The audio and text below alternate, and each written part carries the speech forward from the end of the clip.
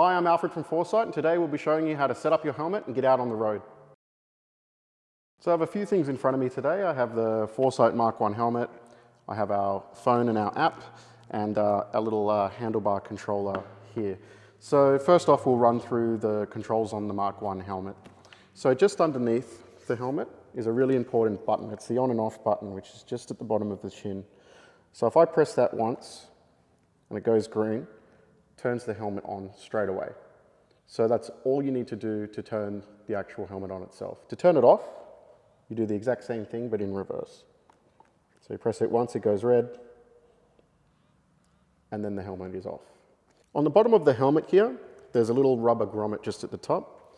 So if I open that, you'll see a USB-C charging port in there, and also you can extract footage from the helmet using that USB-C charging port, and also a micro SD card slot inside there as well. The helmet will take up to 1 terabyte of memory, so feel free to pick whatever type of micro SD card you really want. Every helmet comes with a handlebar controller that looks just like this.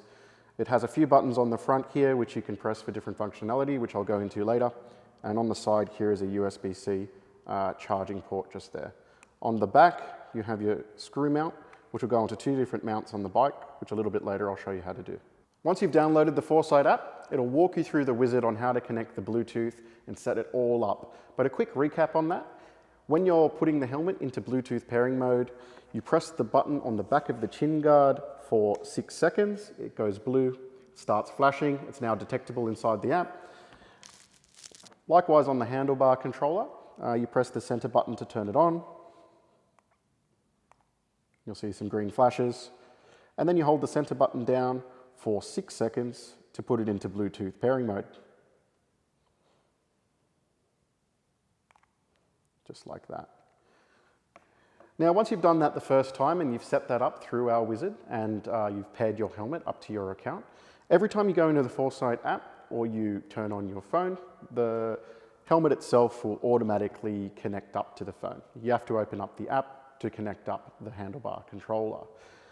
If you're having some issues with playing music or it's not coming through the helmet, be sure to go into your native Bluetooth settings and make sure it's connected there as well, as sometimes on Android phones or even on iOS versions, it can drop out every now and then.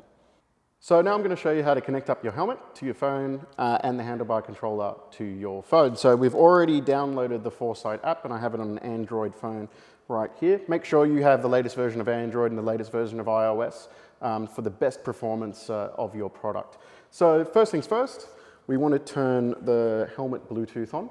So I've already turned the helmet on, and what I need to do now is then hold down the button here until you see it turn blue, just like that. And then you'll see it flashing just on the bottom there to signify that the helmet is now seeking the phone. I want to do the same thing again with the handlebar controller. So to turn on the handlebar controller, what we do is we press the center button, you'll see some green flashes. Then what we do is we hold down the center button for 6 seconds.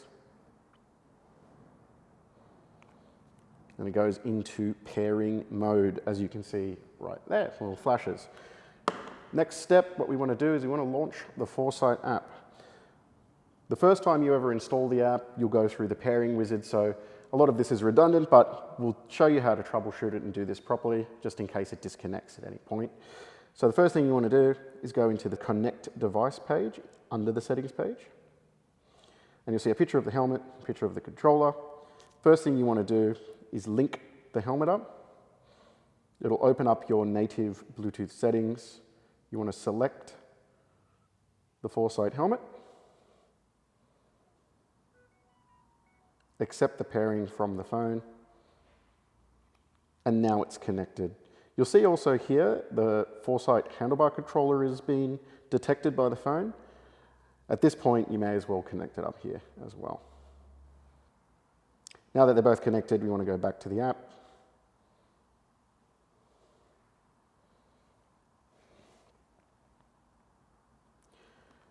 So once the two devices are discovered inside the app, we can then connect them up directly inside the app.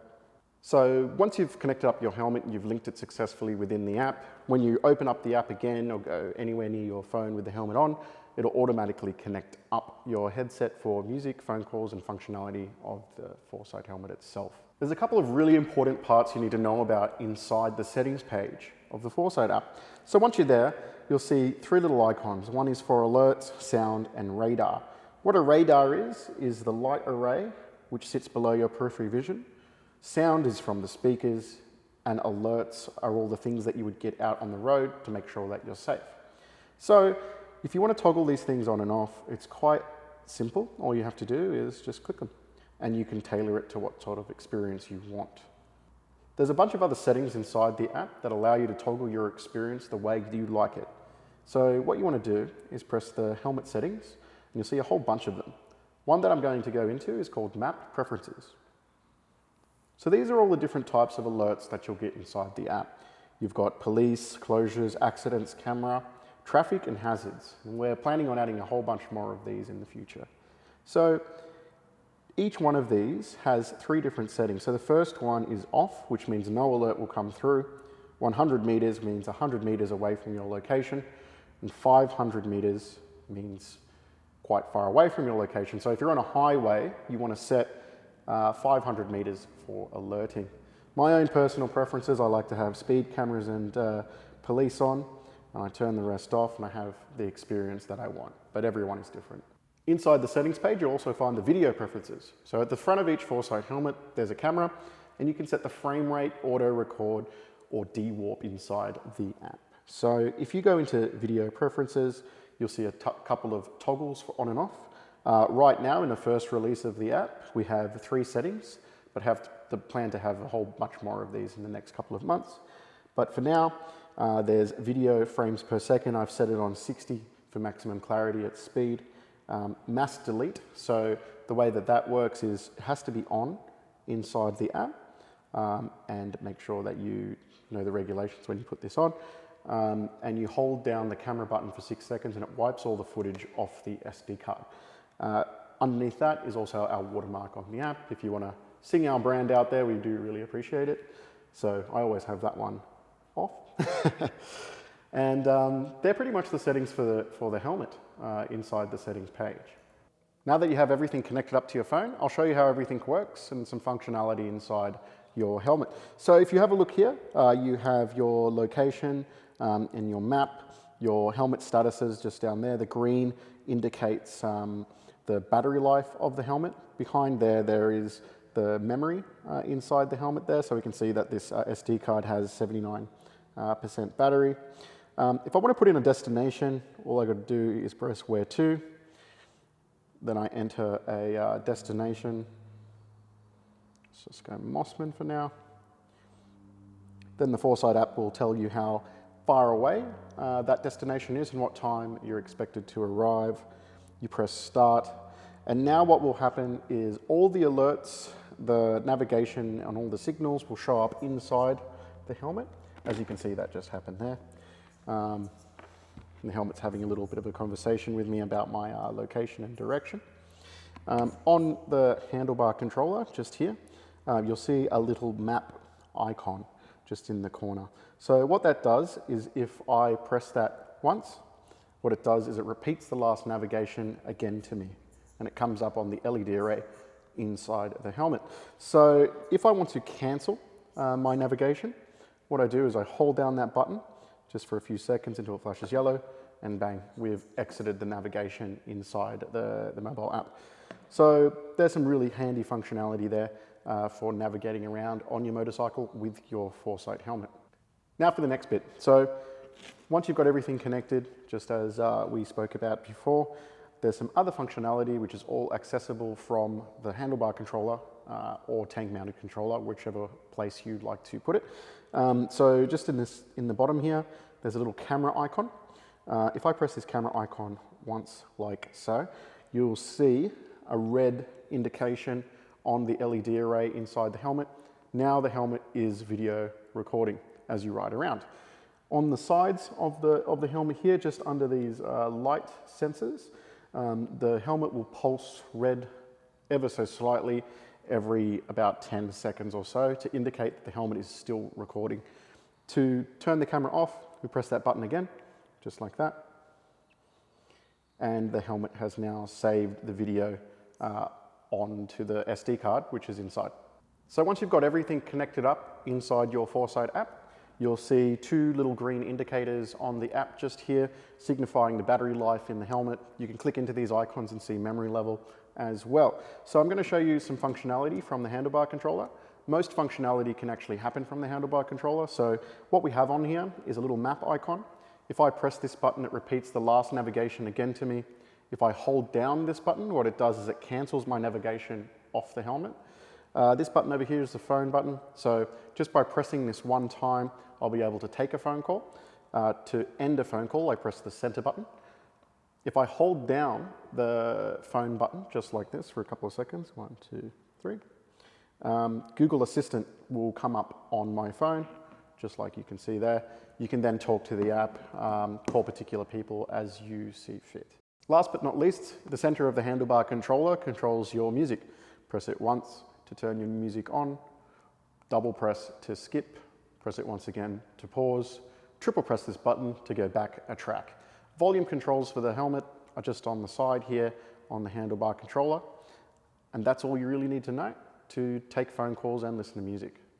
So now we're going to talk about battery life in your helmet. Every helmet comes with a USB-C charging cable in the box, and make sure you connect this to a 5-volt 2-amp charger for the best result when charging your helmet.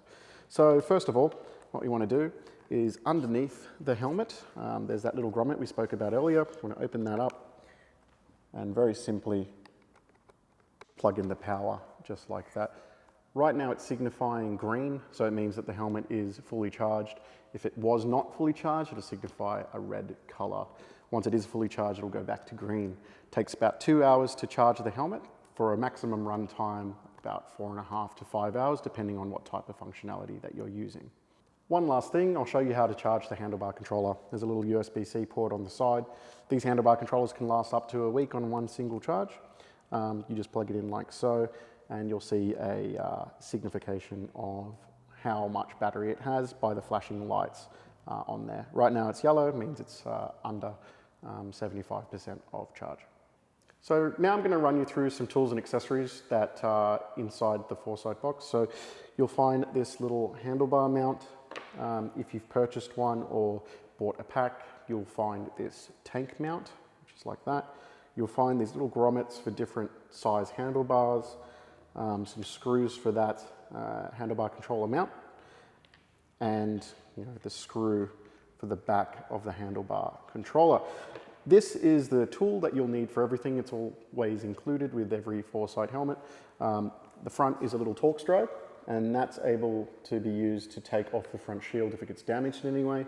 And on the bottom of that is an Allen key, which you'll be able to use to put the handlebar controller mount onto your bike.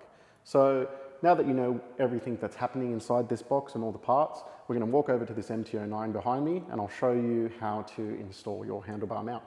So this is the setup that we have on our MT09 here. We have a nice quad lock, but this is the handlebar mount.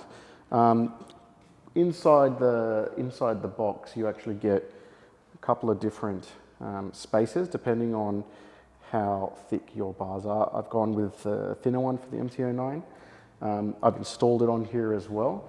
There's actually an Allen key that comes on the box, which you can screw in these two screws at the back, and they just look like that. They're a little Allen head. You want to screw this on nice and firmly. Then you can put your handlebar controller on like so, and then screw it in from the back, just like this. You want to keep the camera button on the bottom, so it's just easier to access. I've got this on the clutch side of the bike just because this is the hand that I'm reaching towards. It's a matter of preference, but probably having it on the brake side isn't the safest option. Some people have asked, why is the handlebar controller so big? It's because when you have gloves on, you want a nice firm click of all of these buttons as you use it when you're on your ride. This little thing here is the tank mount that we sell. So just on the bottom, you have this little 3M tape. You pull this off, like that. You can put that wherever you so please on your tank. It won't wreck your paint, it'll come off. And push it down like that, place it wherever you like. And that's how you install the handlebar mounts.